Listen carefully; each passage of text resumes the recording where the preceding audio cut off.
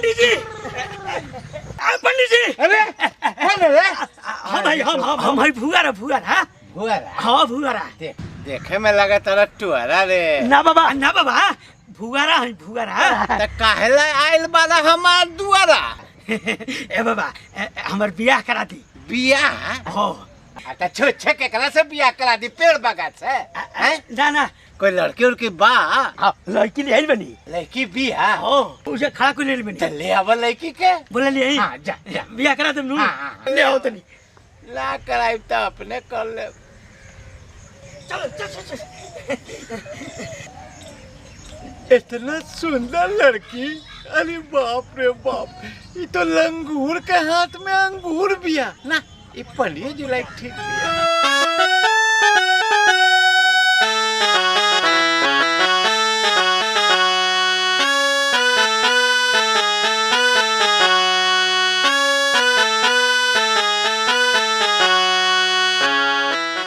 पंडित जी बहुत बढ़िया आदमी हो। पंडित जी ये हमारी है भुअरी। और ये है हमारा भुआरा। भुअरी भुआरा भुअरी भुआरा भुअरी भुआरा भुअरी। ए टुआरा टुरी बैठा नु। अब बबनी अब बैठ। ए बाबा जल्दी बियाह। अरे तू नीचे बैठ। वहाँ के बगल में पंडित जी के बगल में बैठो। अरे बियाह के सामग्री उमग्री लाए हो? है बियाह के सामान। हाँ है ना? सब बाजार से किन के ले बनी। आ दक्षिणा उक्षिणा? ए बाबा दक्षिणो बा। हाँ तू जितना सुंदर बारो बबनी उतना लड़का ठीक नहीं है। पंडित जी जल्दी बियाह कराई ना। घर ससुरा जल्दी उतावला बारा बियाह करे खातिर रुको नु सामान उमर ले बारा। हाँ अच्छा ए बाबू सुना, ये शादी बियाह अपना मर्जी से होवा था कि जबरदस्ती? हम इससे बहुत प्यार करते हैं। पंडित जी केकरा से? हमरा से? बाबा पंडित जी हमरा से तारा से प्यार करते हैं? क्या खिलवाड़ करती है? तारा लायक नहीं है बाबूनी। नहीं बहुत अच्छा है ये। ना तारा लायक नहीं है। ना तू कहाँ हूँ? ये कहाँ लंगूर? कैसे जोड़ी बनी हुजूर? अरे पंडित जी आपको नहीं पता है, मेरे घर पे ना एक टॉमी है। अच्छा जिसे हम बहुत प्यार करते थे। उसका शक्ल इससे मिलता है, इसलिए हम इससे शादी करना चाहते हैं। टॉमी के समझ के? वो भी मेरा बात बहुत मानता था और ये भी मेरा सारा बात मानता है। ए बाबूनी तो हम हूँ तहार बात मानब। ए पंडित जी है इका करो तनी न तो चुप रह विधि नु बा। लड़का उतावला वाला बियाह करे खातिर हेले बैठ तारे बियाह करावे के बा। हैं पंडित जी के पास बैठी थी और न बैठी। मुँह तुम्हारा सब बात मानेंगे। ए पंडित जी हैं अब बियाह हमरा करे के बा। इका करो तनी रुका। अरे पगला कहीं के विधि नु बा। विधि हो तो हाँ, ठीक बा। विधि नु करता ने तब ठीक बा। तो बैठ बैठ आराम से बैठ जा। ये बाबू शादी बर्बादी के सामान ले ले बना। हाँ बाबा सब सामान ले बनी। लब निकल निकल निकल।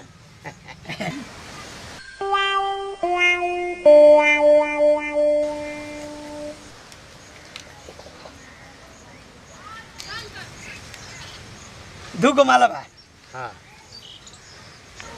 माला लब फूलो ले आई बनी। लब अच्छा काम कैले वाला। हाँ वाह फूल जल्दी से करा दी। बड़ा उतावला बड़ा। बाबूजी आज ये नो एक और। तो ला ये फूल हाथ में ले ला। हाँ ला हाँ तो सुनिए जजमान, जैसे जैसे हम मंत्र पढ़ेंगे वैसे वैसे तुम लोग भी मंत्र पढ़ना, ठीक ना? तो हाथ गोड़े से सरिया लीजिए जजमान। हाँ तो हाथ गोड़े से सरिया लीजिए जजमान। और जैसे जैसे हम मंत्र पढ़ेंगे अब विध करेंगे। जैसे जैसे हम मंत्र पढ़ेंगे और जैसे जैसे विध करेंगे वैसे वैसे तुमको भी करना है, वैसे वैसे तुमको भी करना है। ठीक ना? ठीक ना? हाँ तो बोलिएगा मंत्र। हाँ तो बोलिएगा मंत्र। हैं? अरे मंत्र बोलिएगा। अरे हम मंत्र बोलिएगा। मंत्र बोलिएगा जजमान। मंत्र बोलिएगा जजमान। मंत्र बोलिएगा जजमान। मंत्र बोलिएगा जजमान। ओम ओम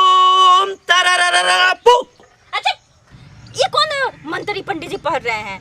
ये तो श्राद्ध में पढ़ा जाता है। ए पंडित जी, श्राद्धों में यह मंत्र, यह मंत्र और ब्याहों में। बड़वा तू बड़का विद्वान, बियाह कराए आज बोला कि पंडित जी से मजाक करे आज बोला, बड़का बड़ पंडित बनल बारा तू। श्राद्ध में बियाह में मंत्र के बारे में तोहरे मालूम बा? तू पंडित बारा कि हम पंडित है? बोला रहुए पंडित बनी। बड़का बियाह करे आज बारा ही यहाँ पर ना मारते मारते तहल दे दे जुलूस कर दे। तू पंडित बना कि हम रे? अरे बियाह करे आइल बारा कि का करे आइल बारा? ना पंडित जी, ना पंडित जी, गलती हो गई। ब्याह करा दी। हाँ तो सुन, जैसे जैसे हम ई बबनी के साथ विध करब वैसे वैसे तू करी है। हाँ, सब समझ गई बाबा, ब्याह करा दी। तो ये फूल ले लो हाथ में। हाँ ये फूल ले लो बाबू। फूल ले लो हाथ में। हाँ हाँ, अब बोलिएगा मंत्र। आप बोलिएगा मंत्र।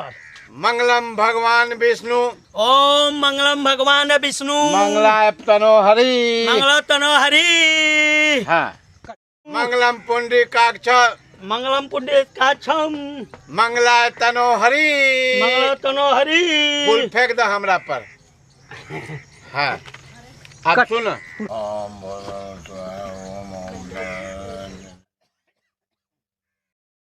ओम मंगलम भगवान विष्णु, मंगला पुंडरीकाक्ष, मंगलाय तनो हरि। हाँ तो सुनो बाबू, हाँ, जैसे जैसे हम ई बबनी के साथ मंत्र पढ़ेंगे, आप विध करेंगे, हाँ। वैसे वैसे देखो तुम, हाँ, ठीक ना? ठीक। हाँ लोटा बीच में उठो बाबू। सुनो, हाँ। तुम देखो, हाँ। जैसे जैसे हम इसके साथ मंत्र पढ़ेंगे, विधि करेंगे, हाँ। वैसे वैसे तुमको करना है। हाँ। तुम बैठो बैठो। हम बैठे हैं। हाँ, ये लो बाबू। सुनो बाबू, हाँ। तुम देखो हम कैसे कैसे विधि करते हैं, हाँ, जी ठीक ना? पंडित जी, जी पंडित जी। हाँ, लो बाबू, तुम ये माला हमको पहनाओ और हम तुमको पहनाते हैं। ए भोरा, तुम देखना बाबू ध्यान से। हाँ। हाँ ए, चलो। क्या बोल रहे पंडित जी? आए, चुप। पंडित जी, अरे तू बैठे ना। हाँ पंडित जी जैसे जैसे कही हन वैसे वैसे तारा करे के बा। हाँ तो- ठीक ठीक। हाँ, हाँ, पहना दे, तो करी बाबा। हाँ हाँ। हाँ पंडित जी जोन जोन कहत रहन कर। पहना दे। हाँ, पिना। पहना दिए। हाँ। पंडित जी, हाँ। हम क्या करें? सुन ला, ये फूल ले ला। हाँ, हम लोग जब फेरा लेब नु, हाँ। तब फूल हम लोग पर फेंकी है। अच्छा। हाँ चलो, इधर। चल चल चल।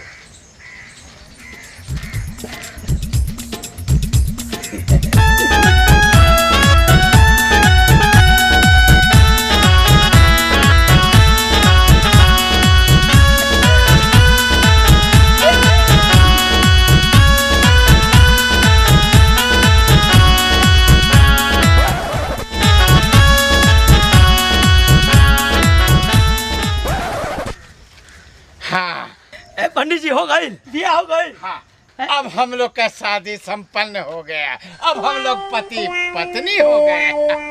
हम लोग हाँ।